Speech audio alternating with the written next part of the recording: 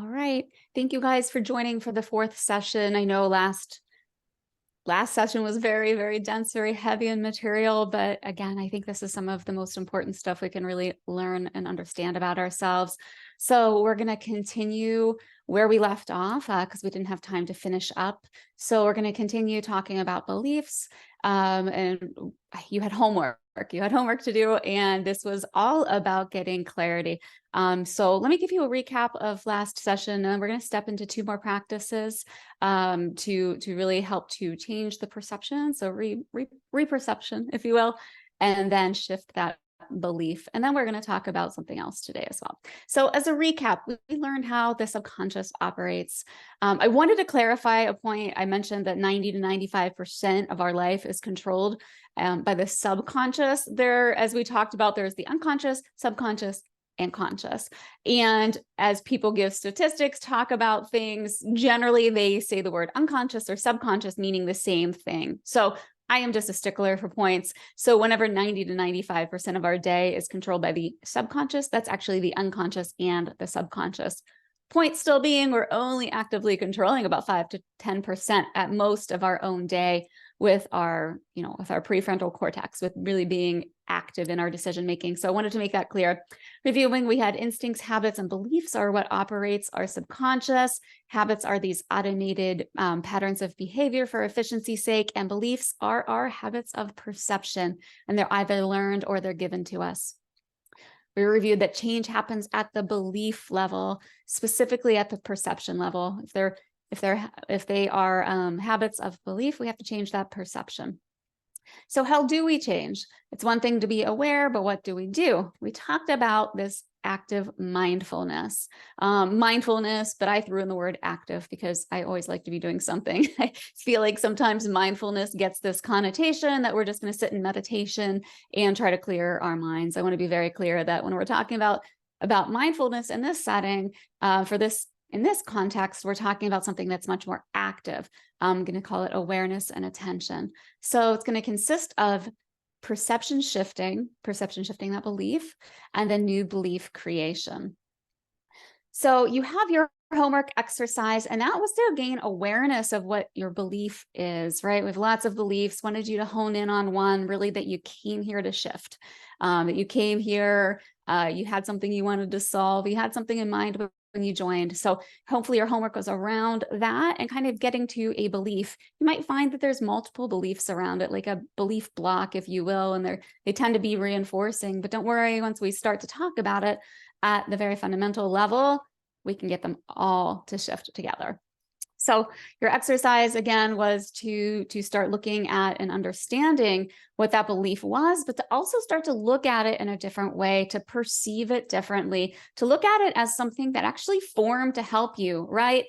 We said that the subconscious does things to make life efficient so that there's more attention. That's one way it helps. Another is even the beliefs that we are given and we absorbed because it helped us to get along in society. It helped us to be accepted by others. It helped us not to stand out. So even these patterns and these beliefs that we have about ourselves and that we want to shift, part of looking at them is really understanding how they formed and having an active appreciation for the role that they've served in our life. I know that can be kind of hard to get to for some of them. I think what we talk about in the second half of today will help you guys. We're going to work on shifting those beliefs here. We're going to do a couple exercises. And then the second half, I think, will help to make this acceptance and almost love of these beliefs, even before we shift them, a little bit easier to do. So today, active mindfulness, pattern interruption. If beliefs are habits of perception and habits are automated patterns that we're following, we need to interrupt the pattern consciously. So becoming aware and getting very curious, we're going to do a centering exercise, and then belief shifting with a belief shifting ladder. So after we are aware and after we are being mindful and questioning, then we're going to be able to work on shifting. And then the second half, we're going to work on something I call parts work. I feel like I've said everything is my favorite, but I love beliefs. I'm starting to find that everything I'm teaching is about beliefs, and it's so cool to see it all coming together. So I can't wait for the second half of this too. It's really parts work. man, it hits different. So excited to share that with you. So we are going to start with this centering exercise. If you were with me yesterday when we did our exercise, hopefully you guys can watch that. Tiffany, Jenny, I think we had a really good time. Lorna, learning about that. Maybe if we have time at the end, you guys can share your experience. But it was a really cool exercise to start to work on our intuition and see that we all have intuition, but also start to understand how our intuition shows up maybe differently than what we think, which is we always think it's a gut feeling, etc. So to experience it sort of in a different way.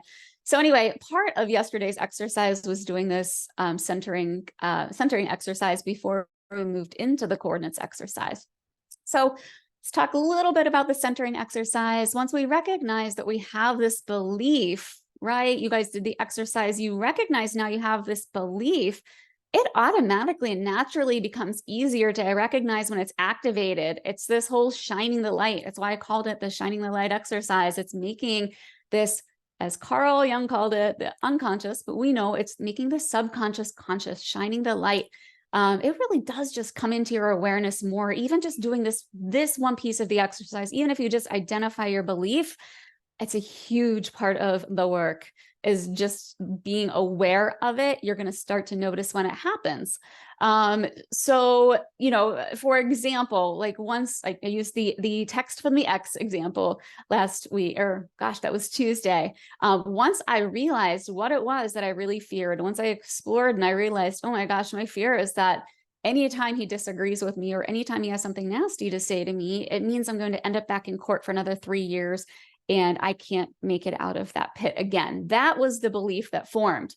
And so I can notice as I'm going through this situation, as I'm dealing with what's going on, it's becoming triggered, not just in dealing with him, but in dealing with other things in my life, became very fearful.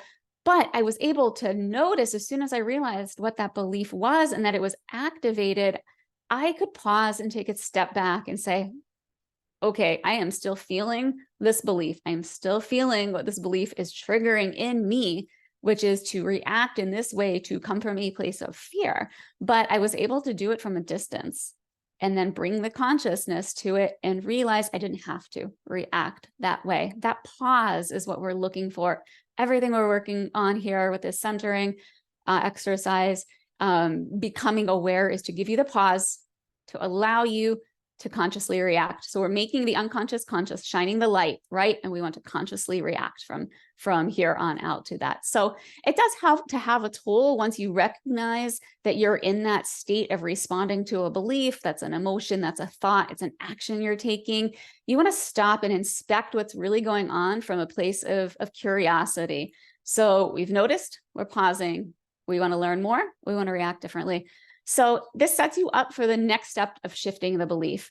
Remember that your brain doesn't notice it doesn't know the difference if something is happening live or it's being remembered or if it's actually happened, i.e. you remember an experience from your past and you can still feel that very visceral reaction, emotion, even though it happened in the past. Your brain, you're thinking it, you're remembering it, thinks it's happening right now. That's why you get those different kind of reactions, whether it be like an adrenaline rush or like cortisol, a stress response to things that you're just thinking.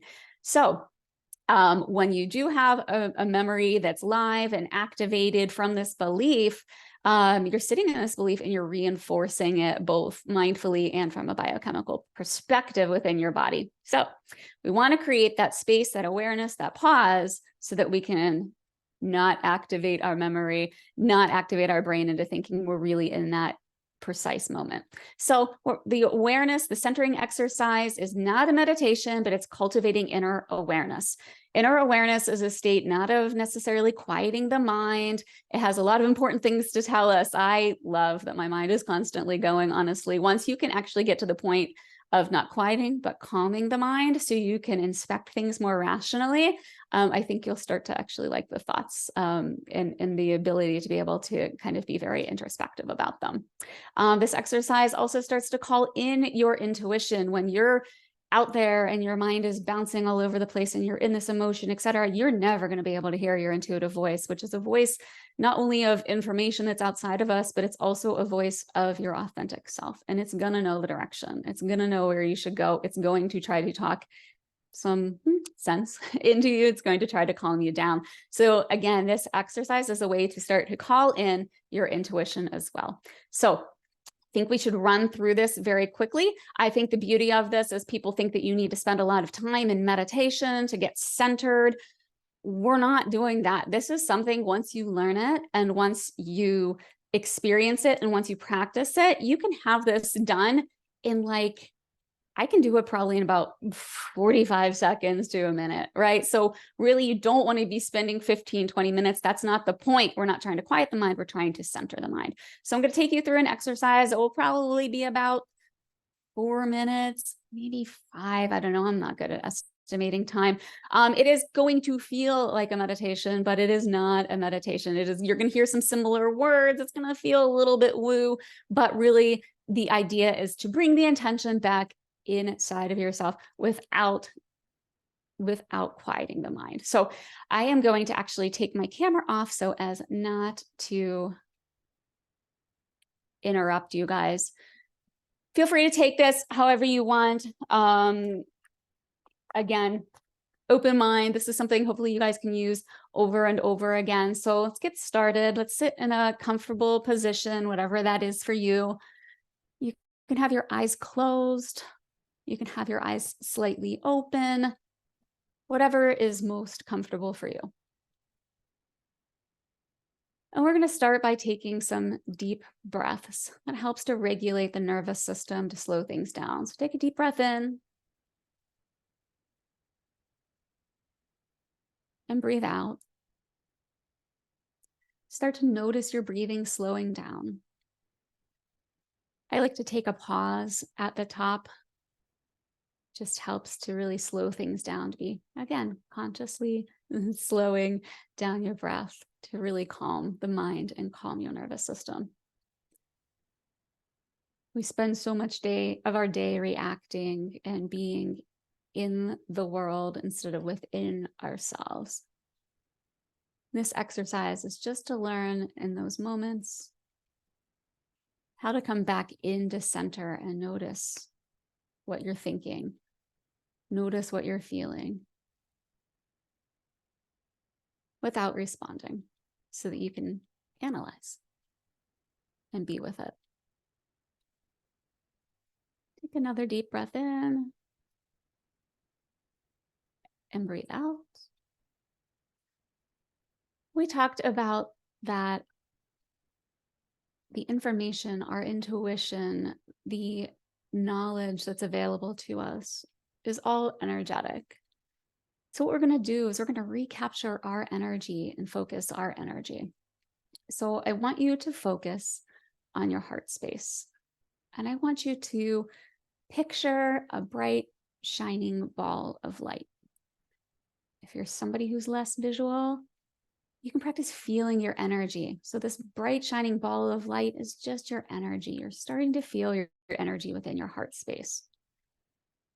So you're picturing this bright, energetic ball of light.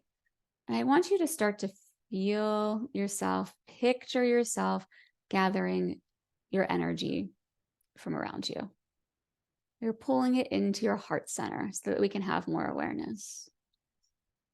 Light is becoming bigger and bigger in your chest, in your heart space.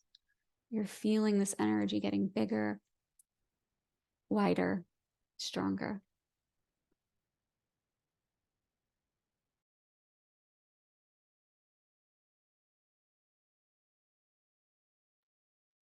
And then once you feel the energy centered and gathered, we're going to root. You're going to get very rooted and grounded with that energy.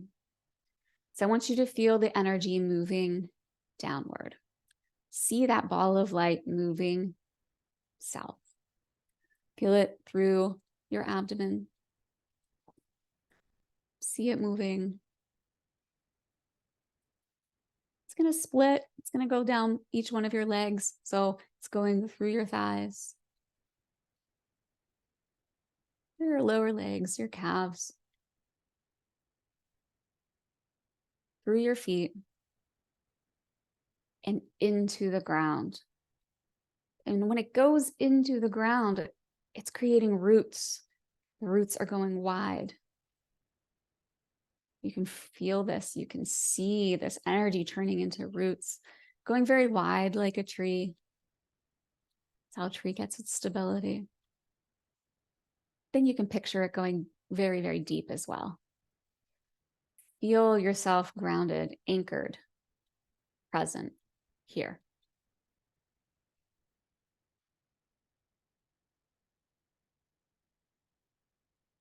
Once you're feeling very grounded, anchored, rooted, bring your attention back to your heart space. And now we're going to move the energy upward. We're going to connect to that information source, to all that is. So I want you to picture that light, feel that energy moving up through your throat, through your third eye, and then shooting like a beam out the top of your head through your crown chakra. A beam of light is connecting you to whatever you identify with, whether that is source, universe, God, unified field, whatever it is. It can go as far as you want, or it doesn't have to go very far at all. For me, it's about 3 feet off of my body, kind of in that choroidal field that we talked about.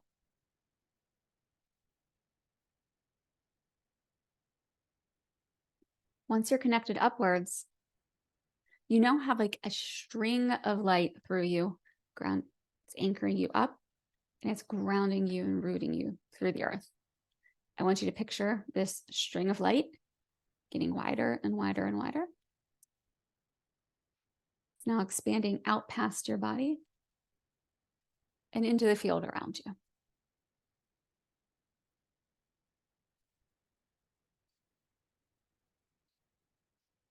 Feel connected, but also centered.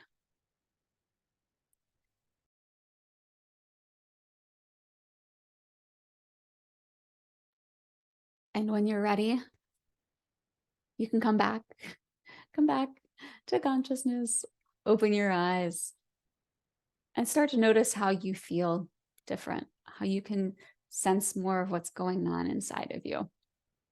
You're just a little bit more aware of how you're feeling, sensations in your body, thoughts you're having. Feel a little more calm in the body and in the mind.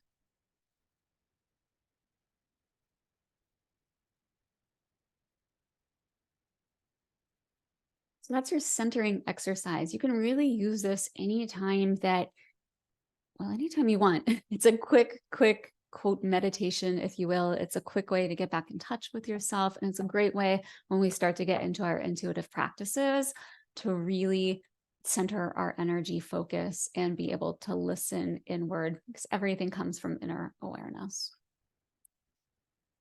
So this is the step you take after you notice that you're acting on an emotion, you're acting on a thought, or you're taking an action that is in alignment with this belief that you have that we're looking to shift. So you've noticed, you've now paused, you've done your centering exercise. We can move on to the next step. Lorna, if you could share the belief ladder. So now we're on to the point of shifting. You're well aware, you're acknowledging your belief, you accept your belief, you appreciate the belief, or you're getting to the point where you can appreciate it. And now we're going to take the belief ladder. So what most people do is have this belief that you go from a current belief to a future belief. So talk about our future self again. We have to know where we want to go and need to know the energy and the emotion to get there. We're really tapping into our habit creation here. We're going to be laying down new neural pathways. Talked about that last time. If you don't remember, go back to Tuesday's episode and listen to it. And I'll go back on camera. Sorry about that. I can figure out how. There we go. Okay, so So we're laying down this habit creation, the neural pathways that we talked about. Remember, they get enforced and reinforced. And we're going to create a new subconscious environment by creating a new conscious belief. So we're wiring, and instead of coming from a subconscious approach, we're coming from it consciously. So it's wonderful that we have this tool, habits. They don't have to be a negative thing. They don't have to be this unconscious thing that just happens to us. We can lay down new habits. So it's wonderful that we have these habits of perception, a way to look at our beliefs, to know that we can consciously choose the perception that we want and shift in that direction using the way that our brain actually works. So we're harnessing the way that our brain works for our benefit. So this uses, again, the power of emotion being that resonant thing, the first thing that we feel feelings, we feel emotions before we have thoughts. It's the predecessor. It is what activates our subconscious. So we can't change at the thought level only. We have to have a shift of where the emotion is equal to the thought. The thought generates an emotion that is actually there and real and believable. They truly create who we are and not just how we want to operate in this world. Our beliefs drive our internal biochemical reactions, our emotions, and even our gene expression. So epigenetics, if you've heard of it, it's actually the belief that we are not just creatures of destiny of our genes. It's really truly gene expression via the environment that we're in. And the inner environment is due to our emotions, which are due to our beliefs and the biochemical reactions that happen, stress responses. That is probably the main one. Stress responses have an effect on our epigenetics, on our gene expression, which is where you come into things like diseases and cancers, right? That's why two people can have the same gene that represents that they may end up with breast cancer, but one person gets it and one person does not. The epigenetics goes into this as well. We're not just destined to be what our genes read. So epigenetics, if you like this stuff, a great book is Biology of Belief by Bruce Lipton. It really shows you how we can change how we show up in the world by changing our emotions through our beliefs. I wanted to share an experiment with you guys to really show how our beliefs show how we show up in this world. So there was an experiment done. There was two groups that they were taking a test. They were taking a test on a computer. And before the test, one group was told there's going to be a flash in between before the exam starts, there's going to be a flash. And it's just going to be a split second. And on that screen is going to be every single answer listed. So when that flashes, take a look, all of the answers are there. The other subject group B, was told that flash is just the computer generating the next question, generating the start of the exam. There's nothing to it. So one group believed it was being shown the answers. The other group just believed it was a flash on the screen. So in reality, the thing that was flashed to group A was just a random series of letters. It had nothing to do with the exam whatsoever.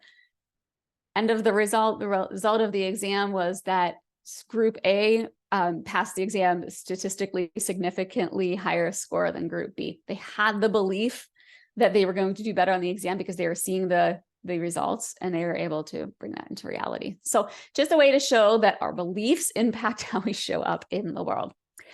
So what is a way? So that's a little bit more of the why. I love to give the why, and now let's talk a little about the how.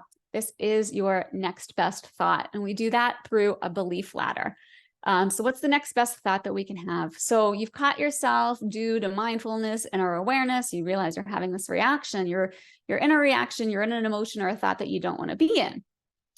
Now, talked about your current belief. We need to get you having a future self belief. So an exercise you're going to need to do is, all right, I have this current belief. What do I really want to believe about myself? What do I want this belief to be instead? So shifting that belief to what we want it to be. Great. So we have a current belief, future belief. Can't just take a step there. We've talked about this in the past. This is why those damn motivational posters and affirmations don't work. You are down here I have $55 in my bank account to my name, and I have this motivational poster saying it's so great to be a millionaire. There's a really big disconnect, and that's why staring at that poster isn't going to do anything for you, contrary to what some teachings may have you believe. The difference is we know the direction that we want to go. The motivational poster is great to have if we don't think that we just need to think that thought. It's great to know where we want to go and have a destination. Fun exercise could be to get your new belief and to go and make a motivational poster about it and put it on your wall. But you're going to have to do this exercise that we're walking through. So from where you are today, your current belief, what is the very next best thought that you can have that moves you directionally towards the future self-belief? And it has to be something that's believable and something that you can emotionally feel. Do you want to switch to the next slide, Lorna?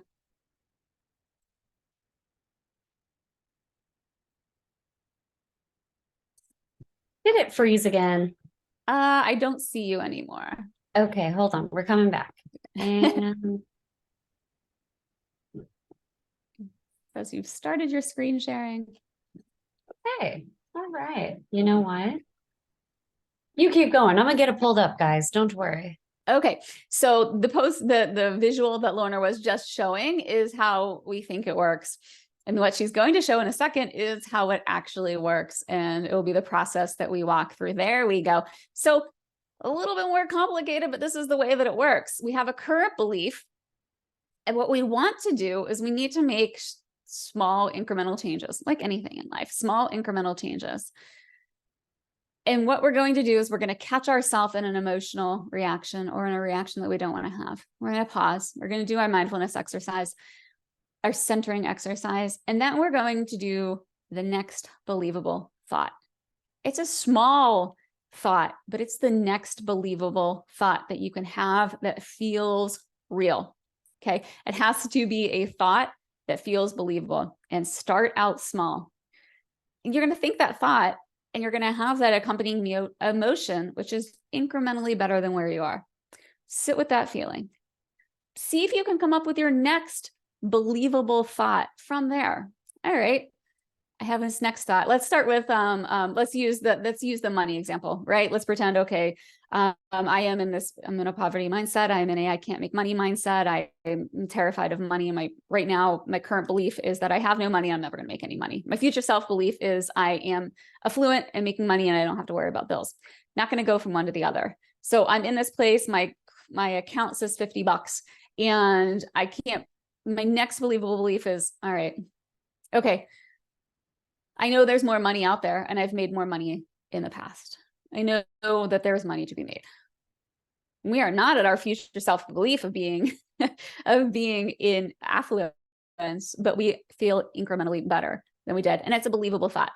And perhaps the next thought is, I found ways in the past, I have these ideas, I can bring them to life to make additional money, right? You see how it's like these next small steps. So you're going to take these next small steps in believing believable beliefs, emotionally tied beliefs, until you get to a point where you have that next thought and you're like, yep, no, this doesn't feel real. This doesn't feel believable. This is not, I can't go any further. That's fine. That is your new baseline. You've at least moved up a little closer to your future self-belief. You've gotten closer. Remember, growth is not linear. It takes steps. You can even slip back down sometimes. So you may slip back into some of these believable beliefs. All right, great. We're at our new baseline. Now what are we going to do, right? How do we shift? We can't just sit there and hope that we get better and that we have a new belief. We take actions. So there's a few actions that you can take around a new belief that you have. I'll share a few.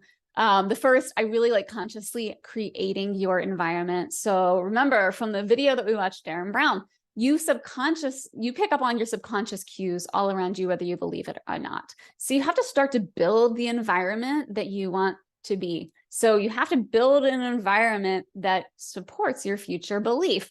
And this can be actually physical. Let's again go back to the I don't have any money mindset. So you could have to build the environment around you. Maybe you have held on to a lot of things that represent, like when I was a poor starving college student. I lived off of ramen noodles, right? I don't really enjoy the sight of ramen noodles. And so it kind of reminds me of being there. It pulls you back into this belief. So removing things from your environment that remind you of where you don't want to be. I'm not saying go out and refurnish your whole entire house to make it believable, but it's starting to clean up your environment physically, things that remind you of things, of where you don't want to be. And especially mentally, the other cleaning up is your mental space. So unfollowing people on social media that maybe don't align with your view. I'm not saying create an echo chamber, but if you're in groups, if you're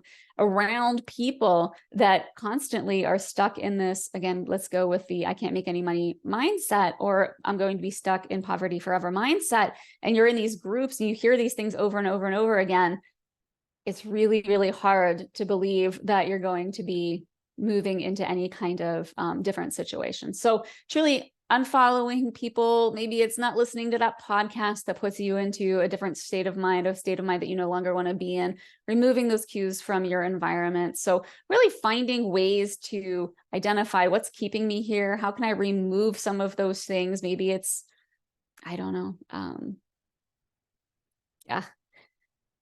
I don't have another good example off the top of my head, but truly removing physically things, and then unfollowing, cleaning up kind of your social media, I think is really, really huge. That's been a big thing for me, is removing accounts that really don't support where I want to go. Oh, great. A current belief for me. Original current belief was that I really want to do this coaching thing, but it's really, really hard to make it in the industry. And my future belief is that my future self-belief is that I have helped so many people, and I do have this as a career. So I've had to start building my environment to believe this. So, I had my next believable thoughts. I have clients, I have people that I'm helping, people are getting results. That all feels very believable. I cleaned up on my environment by getting rid of coaches that I followed that didn't align with who I wanted to be, that made it sound very difficult, that you can't make a living out of this. And I brought in a lot of coaches that I really, really, really want to be like, the way that they're impacting their clients in the world. So cleaning up in my environment, I physically redid my entire office, moving things around, etc.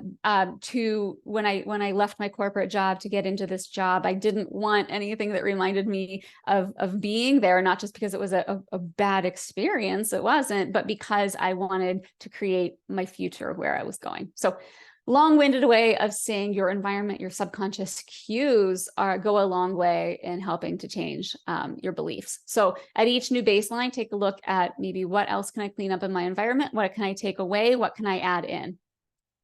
The second is to enhance the energy of change around you, enhance the change going on around you in your life by bringing forth positive emotion, right? The power of positive thinking. We talked about neural pathways. We talked about being in this space of positivity, a space of congruence, alignment, etc.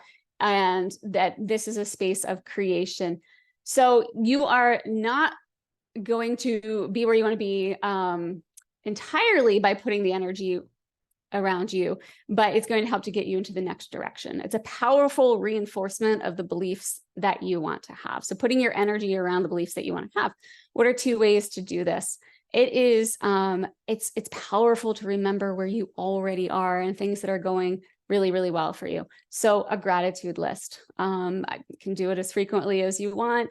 Bonus points if you share it with somebody. Maybe you set up like a buddy system and you share your gratitude list on a daily basis. Bonus if you video it, record it in some way, because this is very way to make it tactile. There's something about making something audible, getting it out of your system, saying it aloud that does something different than thinking it internally. The second thing that I love is gratitude videos. So really, when you're feeling stuck in a space, you don't know your next action to take, way to bring in positive energy is honestly to send gratitude videos, somebody that you're thinking of, somebody you haven't thought of in a while, that's had an impact on your life, had an impact on you, that you've maybe haven't talked to in a while, or maybe you talk to every day. video record. Nobody does this, right? Video record yourself, just a short message to them, telling them how much you appreciate them, how much you love them, what you love about them. It makes them feel great, and it makes you feel really amazing as well, to put that out again into the space, getting a little bit into the woo here, but also we talked about wanting to bring our emotions and our thoughts into alignment, and gratitude and positivity and positive emotions are a great way to do that. The third, a little less fun, but we're going to work on it, is leaning into the fear and doing it anyway. We're going to get way more into this next week, but it's powerful because you're actively laying down a new behavior, right? We do things over and over again. That's how they become behaviors. So we're leaning into a fear is the action everybody avoids, but the one that is the most impactful. So it creates a new environment for you to perceive, right? If beliefs are patterns of perception, then we want to perceive something, and actually seeing, experiencing is a powerful way to do that. So I'm going to take a breather. This is the end of the belief ladder section. I'm going to send this out in a way that's blank, that you can complete it. But if you guys want to drop any questions you have in the chat, just grab something to drink super quick while you do that.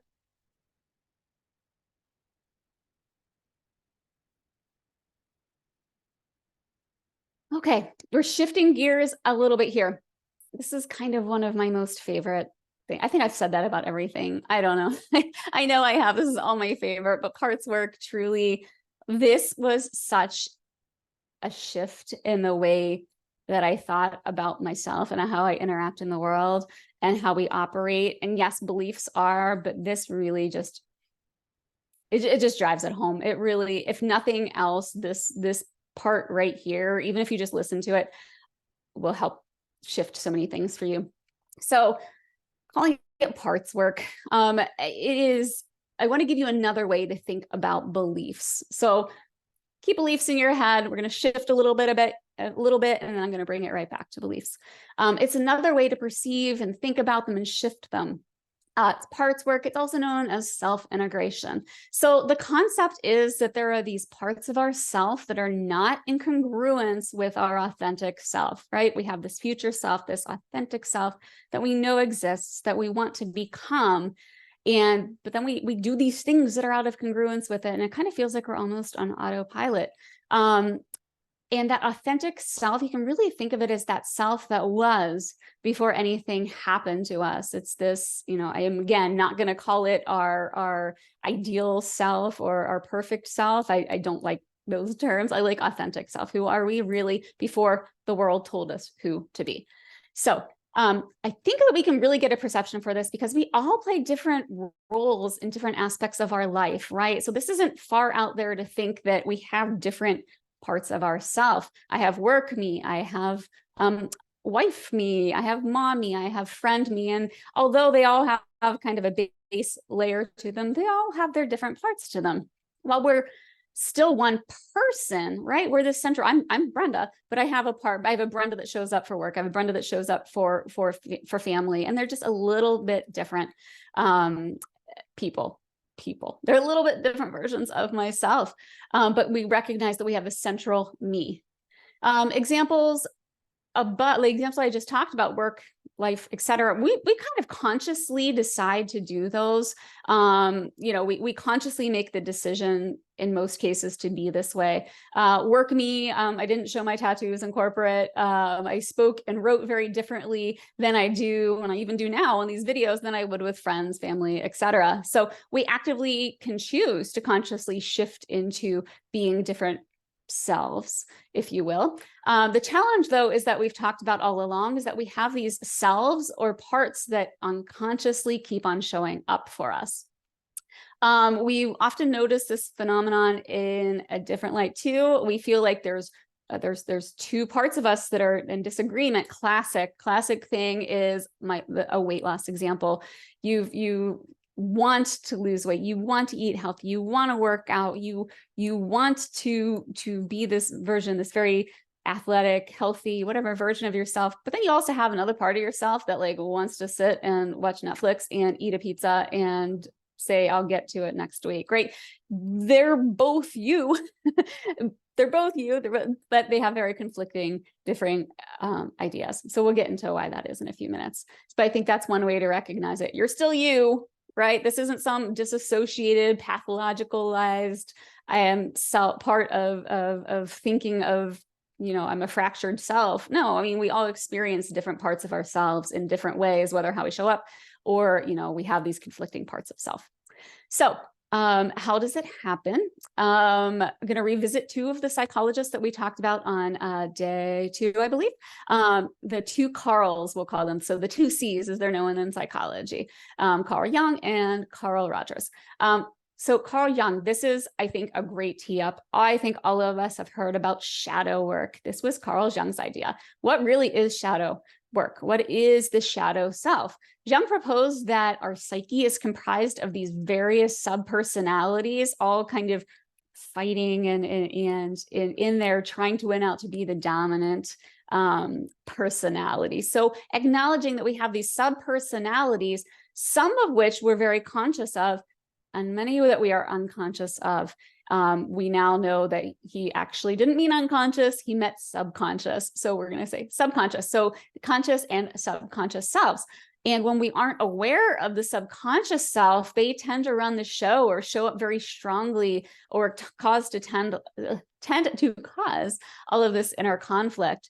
So he proposed that self-integration, which to him is making the unconscious, subconscious parts conscious, is the way to a greater sense of personal identity and wholeness. This is going to become super important for you guys to realize in a few minutes. Let's talk about this word shadow. People confuse shadow with something that's dark, something that's evil, something that are these bad parts of ourself. And that is not at all what Carl meant, and not at all what shadow work is about. Shadow, again, the light's not shining on it, right? That's exactly what he said, was until you make the unconscious conscious, it's going to continue to run your life. So you have to make it conscious. You have to shine the light on the parts of yourself that are not consciously active. So really important to understand, there was never an intent by Carl Jung to say that these shadow parts were negative parts of ourself. So that's going to be important in a few minutes here. And then we have the other Carl Rogers. He is of the camp of self-actualization. We talked about self-actualization being that part of us that I should say, that is the part of the human existence where once we have all of our needs met, we want to become the very best version of ourselves. And that includes growth in your physical, emotional, intellectual, and spiritual growth, and integration of all of the parts of the self to become self-actualized. So in the context of these two camps of thought, which are very similar, how do these subconscious subpersonalities or these parts come about? How do they come into existence? Their belief is that they happen when we are taught, either directly through correction or punishment from our parents, from our friends, etc., teachers. We're taught that way, or we're taught indirectly through social consequences, being the outcast, being the this, being the that not all parts of ourself are welcome or acceptable. And so we have these parts when we're young and we're born and we're whole, and they're us, they're just us. And we go through these experiences. Remind you of when we talked about belief, we go through these experiences and society tells us that that part's not going to be acceptable. That part, nope, you can't do that. Your parents say, nope, you cannot be that way. And they don't go away. They just go into the shadow. They just become repressed. So through this, the societal correction, we'll call it, we either repress, suppress, deny, or disown these aspects of ourself. And these become the parts of ourself that are outcast from the Carls's, I guess that's the plural of Carl, from the Carl perspective. Most psychologists, just like these guys, really focus on early childhood for the reasons that we talked about last time. You're very impressionable. We spend a lot of time in the theta brainwave state. But I really want to keep reminding you guys that this can happen at any time. But for them, and for most of psychology, we're really focusing on the early years, which I think is a little bit of a restriction that we shouldn't have. So again, great information. Thank you for the science lesson in the background, but what can we do with it? How do we work on integrating the parts? So most therapies, I think a lot of us have experience with talk therapy. It's going to talk a lot about reparenting the inner child, right? So reparenting the inner child is probably what you've heard a lot whenever you come up against these beliefs that you've had. You've done the work, you've dug, you've understood these big things that have come up for you. And you're like, okay, it happened in childhood. All right, go and reparent the inner child. Okay, it's a great start because it shines the light on the fact that the work is ours, right? And we have to take radical acceptance. It's not our fault, but it is our responsibility. So it's a great start. Understanding a lot of the reasons why we react how we do, why we show up how we do, what's happened to us in childhood, what our parents and society instilled in us, what we are told to believe. I mean, it's a great place. It is a great place to start. But, you know, my therapist absolutely would use this. You know, you need to reparent the inner child. I'm like, that feels really hokey. Like that just, I don't like that. It felt weird to me. Maybe it's because she didn't explain how to do it, but I could have gone out and got a book like I do with everything else, or done something else. But there was something about the inner child, reparent the inner child, that just felt kind of ick to me. If it worked for you, wonderful. It's just personally, it's how it brought me down this path. Felt a little hokey. So how do you even do this? Nobody explains it to you. But also, okay, I'm going to reparent my inner child, but I for sure have things that have happened to me in my adulthood that have impacted me as well. So am I going to like reparent the adult? Like, how the heck does this work, right? It was on the right track. I saw what they were getting at, but it just didn't feel right to me. And when things don't feel right to me, I just don't do them. I've learned at least that from my intuition. So I started doing this thing myself where I'd really explore when something came up with really intense curiosity, keep going back to the X-text example. And, you know, once I realized that belief, I would get like really, really super curious about what was going on. I would literally ask questions to this belief, ask it why it was there, ask why it felt like it needed to be there. I had no idea what I was really doing, but it worked. And I found what I was really doing when I found the book called No Bad Parts, Internal Family Systems by Richard Schwartz. It's all about this concept that he calls internal family systems and essentially parts work. I realized that's really kind of what I was doing, but he was giving kind of the science and the credence and the background and the success rates, honestly, with it. So the premise of this internal family system, we'll just call it parts work, it makes a little more sense, is that during times of, and this is more his words, during times of trauma. And I want to point out, this is big T trauma. We're not touching that, right? This is big T trauma, those huge upheavals in your life. This is why you're in therapy.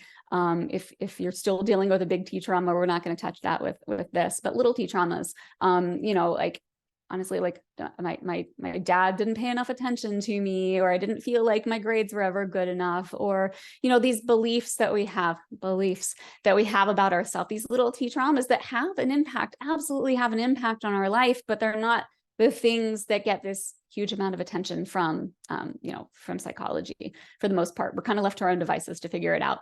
So anyway, the premise is that during these times that alter us, parts of ourself step up to handle the situation to protect the self, the whole self, the self-actualized self, the authentic self. So these parts step forward in a time of trauma to handle the situation, to protect the part. So the self sort of goes offline. It's dominated by these parts that go online. So they take on what's happening to us and they find a way to deal and cope. They become managers, they become protectors, they step in whenever we're back into a situation, that situation again, or whether we're back into a situation that reminds us of it. They step up and take the lead. Quite unconsciously or subconsciously, they're taking the lead many times. They came about from a place of saving and protecting. Many times, again, we were children. Many times we didn't know how to handle a stressful situation. We were in fight or flight. These parts stepped forward, but then they don't step back. Or they show up at times that they're no longer warranted. And so we start to think that this is who we really are. We start to identify with it. Sometimes we say things like, you know what, I don't know why I'm like this. I just am. angry. I don't know why I'm like this. I wish I wasn't so reactive, timid, pandering, whatever the word is, right? Many times there are parts that we wish that we can change. So let's give 2 examples. You have an inner critic.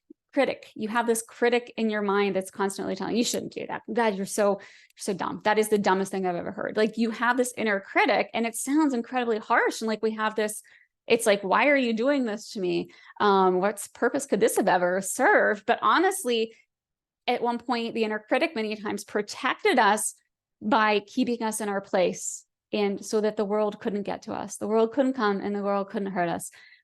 We were hurting ourselves, yes, but in the part's vision, in the part's view, it was holding us back from the world being able to hurt us. So it protected us. We have a short fuse, right? So we have a quick temper, short fuse. My gosh, it's already 12:52. Okay, so the short fuse, it showed up because it was trying to keep people at bay, keep the world away, so that we could again be protected. So it's protecting that self. So the concept here with this parts work is to acknowledge, accept, and integrate these parts by seeing that they were here to help us and that they played a vital role at one point in our development. So I'm going to say something, and this is kind of my mic drop moment. This is kind of, I don't know, this is the part that makes a lot of people cry. This is a really big realization. So people tell you all the time that you just need to love yourself. Love yourself, love yourself, love yourself. Nobody tells you how to do that. And you can't figure it out. You must be broken. You can't figure out why you can't love yourself. And this is the reason why, is our most difficult parts, the ones that we want to change, to exile, to get rid of, these parts of ourself that we think are so ugly and awful, are actually the parts that love us the most. Those parts love us the very most. They have been up front in our lives. They have been taking on the biggest blows, the biggest challenges for us, standing in the way of life and protecting us in the way that they know how. Now, it's probably maladaptive at this point, but it is such a different perspective to look at these parts, and instead of saying, God, I hate this inner critic, shut up, to get really, really curious, and from a place of love and acceptance, to look at this part and understand that it was there to protect us at one point, and it loves us. I know we've talked a lot about how, I'm going to continue to talk about, we love things into congruence. We don't force things away, right? We don't want to get rid of these bad parts. They're a part of us, and they only took on the bad parts because it's the only way that they knew. It's the only way that they knew. We don't get rid of them. Like, if we break our arm, we're not like, well, we can't do this anymore, slice off our arm and go about our life. No, we heal our arm. We're going to heal the parts. We're going to heal and bring it back into congruence. And we integrate, and we get them back into whole self with love and understanding of a very important role that they had in our lives, and then shifting that role. So they're not going away, they're coming with us, they're shifting because they love us. Does this sound somewhat familiar to the homework that I had you do? So my take on parts is that parts are actually our beliefs personified. It doesn't have to be a trauma that caused a part. Any habit of perception, any belief that you have can become a part. It's our lens of perception. It's how we go about acting in the world. Did you guys ever see the movie, Disney movie Inside Out? You have kids, you've probably seen it. It's this idea that your emotions are up there with controls, and they're always fighting for control. It's like right on the right track. They represented these things as emotions, but we know our emotions aren't really the things that get triggered until we have a belief that is triggered. So our emotions are only in control because of a belief that we have about the situation that we're in. So I picture like the little fuzzy creatures, whatever they were from Inside Out, those are actually our beliefs. So parts are beliefs personified in my view of the world. At least I think that's a lot easier to think of. I still see them as little people, little parts, maybe little fuzzy things, but nonetheless, they're my beliefs. And at some point they were there and protected me. So I think this way of looking at it, I don't think we're fractured or splintered or disassociated or any of these things. I think we're literally just operating from our beliefs. They're in the driver's seat, and the beliefs that we take on As a part, that part shows up in a situation, a cue. It reminds us of an original situation. It gets into the driver's seat. It's this little part. It's this little fuzzy, again, back to the movie thing, but it's truly a personification of that part. So important to remember that you are not your parts and you are not your beliefs. You are the one experiencing the emotions. You are the one experiencing the thoughts. I am not angry. I am experiencing anger, right? You are not what you believe. You are experiencing those beliefs. So the authentic you, the authentic self, is the one experiencing these personified beliefs. And that is the part that's in charge. So back to how, I have work me, I have this me, I have home me, I have family me, I have all of these different me's.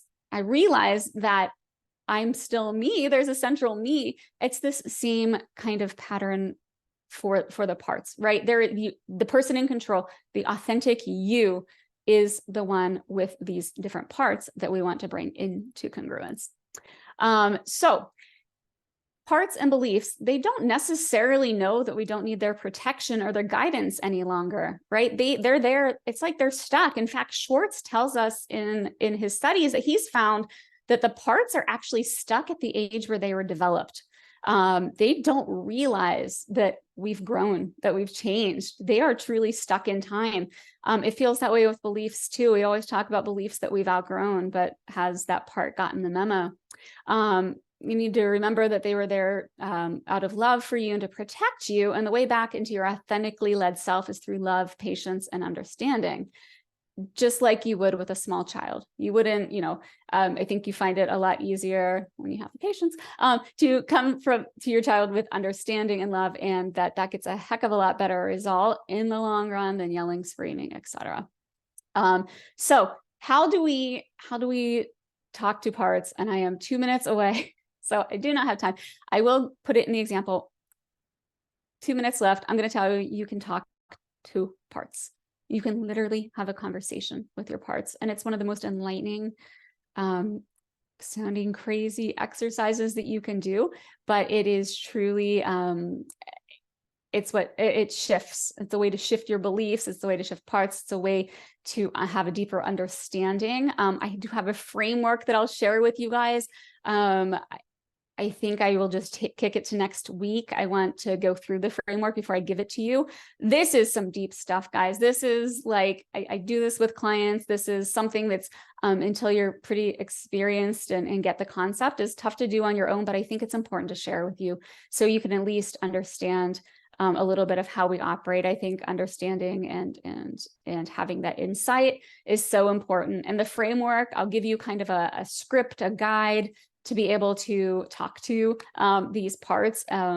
Again, don't knock it till you tried it. I know it sounds kind of crazy, but truly you will find that parts have their own opinions and they have their own thoughts, and they will tell you why they're there. And I've absolutely experienced a part telling me that it still thinks I was 15 years old. And I just, until you experience that, it's hard to believe that you can talk to them and shift, but I challenge you once you have the framework to give it a try. So wish we had time today. I hate that we're pausing here, but I do think that you really needed the groundwork to understand. So, we've gone through a couple different ways that we can shift our beliefs, shining that light, using the belief ladder, using our awareness exercise, and then bringing it right into understanding how parts of ourself come to protect us and show up in our lives. So this is really, really deep stuff, guys. I hate to just drop it and run, but I will send out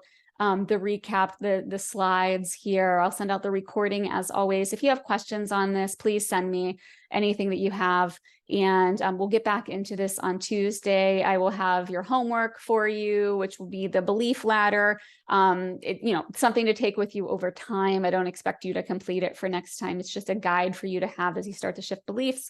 And we'll finish up the talk on parts work by using the framework, maybe in an example, on Monday or Tuesday. And then we're going to shift right into more working on back into intuition. So this week is incredibly important because I think, as I said a million times, it's important to be able to know your authentic self voice from your belief voice, these things that are not you. Remember, we are the one experiencing the beliefs and the thoughts and the emotions. It is truly that person that speaks up a lot, but we really need to be able to discern between that voice and our authentic voice before we can use our intuition. So that's why we spent so much time this week uncovering what our authentic voice is, how to get back to it, how to become more of ourselves and less of what society and everybody else told us to be. So I will send this out, a recap. You might want to rewatch this. Any questions you have, shoot me an email or an IM. And I can't wait to get back to this next week. So appreciate you guys. Thanks so much.